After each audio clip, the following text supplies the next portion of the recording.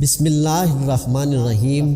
السلام علیکم ناظرین، محمد بن قاسم کے حوالے سے ہماری تاریخ اور درسی کتابیں ہمیں بار بار یہ تو بتاتی ہیں کہ محمد بن قاسم نے 17 سال کی چھوٹی سی عمر میں سپہ سالاری کرتے ہوئے سندھ پر حملہ کیا اور بڑی مہارت سے دیبل سے لے کر ملتان تک کا علاقہ تھوڑے سے عرصے میں فتح کر لیا۔ تاہم یہ کتابیں اس حوالے سے مکمل طور پر خاموش ہیں کہ محمد بن قاسم سندھ فتح کرنے کے بعد آخر کہاں گئے۔ محمد بن قاسم کی موت کب اور کیسے واقع ہوئی؟ آخر جس انسان نے 17 سال کی عمر میں سندھ فتح کر لیا، اس نے باقی زندگی کیسے گزاری؟ یہی ہماری آج کی ویڈیو کا موضوع ہوگا، اور آج ہم آپ کو بتائیں گے کہ محمد بن قاسم کو کس دردناک طریقے سے مارا گیا اور محمد بن قاسم کی عبرتناک موت کا سبب کیا تھا۔ ناظرین، محمد بن قاسم کا پورا نام عماد الدین محمد بن قاسم تھا، جو بنو امیہ کے ایک مشہور اور ظالم سپہ سالار حجاج بن یوسف کے بھتیجے تھے۔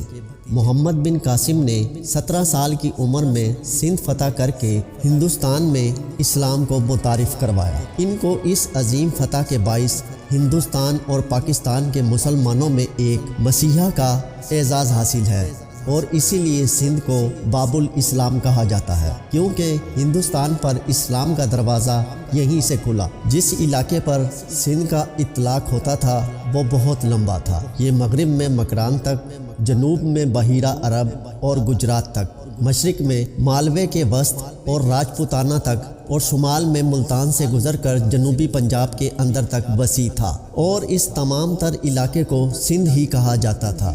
مگر یہ سندھ 2 حصوں میں تقسیم تھا۔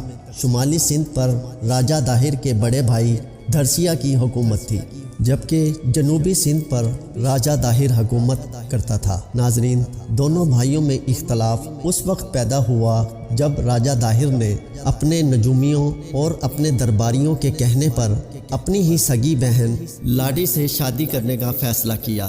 نجومیوں کے مطابق لاڈی بہت زیادہ خوش نصیب تھی، اور جس سے اس کی شادی ہوتی حکومت اس کے پاس رہتی۔ راجہ داہر کے بڑے بھائی دھرسیا کو یہ بات بہت ناگوار گزری، اور وہ ایک بڑی فوج کے ساتھ راجہ داہر پر حملہ آور ہوا۔ اس سے پہلے کہ ان دونوں میں جنگ ہوتی، راجہ دھرسیا چیچک کی بیماری کا شکار ہوا اور مارا گیا، اور اس طرح راجہ داہر پورے سندھ کا راجہ بن گیا، اور اس کی خود سری حد سے بڑھ گئی۔ قزاقی، لوٹ مار اور غنڈہ گردی کرنے والوں کے لیے داہر ایک سایہ عافیت بن گیا۔ ناظرین، یہ ملک سندھ میں بحری قزاقوں، لٹیروں اور سلطنت عثمانیہ کے باغیوں کے لیے ایک محفوظ پناہ گاہ تھا۔ ایک مرتبہ سری لنکا کے حاکم نے کچھ تحفے خلیفہ کی خدمت میں ارسال کیے، اور اس جہاز میں کچھ عورتیں بھی بیت اللہ شریف کی زیارت کی غرض سے سفر کر رہی تھیں، لیکن دیبل کے مقام پر یہ جہاز بحری لٹیروں کا نشانہ بنا، اور جہاز کے تمام مسافروں کو قیدی بنا لیا گیا، سوائے ایک فرد کے جو فرار ہو کر حجاج بن یوسف کی خدمت میں پہنچا۔ ان دنوں مسلمان اندلس یعنی اسپین اور ترکستان کی فتوحات میں مصروف تھے، اس لیے حجاج بن یوسف نے اس معاملے کو خط و کتابت کے ذریعے نپٹانے کی کوشش کی، مگر راجہ داہر کے منفی جواب پر اس حملے کی نوبت آن پہنچی۔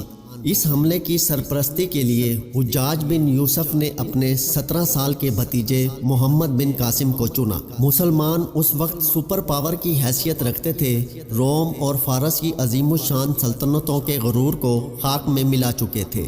ان کی جنگی تکنیک، ہتھیاروں اور منجیکوں کا راجہ داہر کی فوج کے پاس کوئی جواب نہیں تھا، اس لیے دیبل، جو موجودہ کراچی کے آس پاس کی کوئی جگہ ہے، وہاں سے لے کر ملتان کے شہر کے بعد دیگرے فتح کرتے چلے گئے۔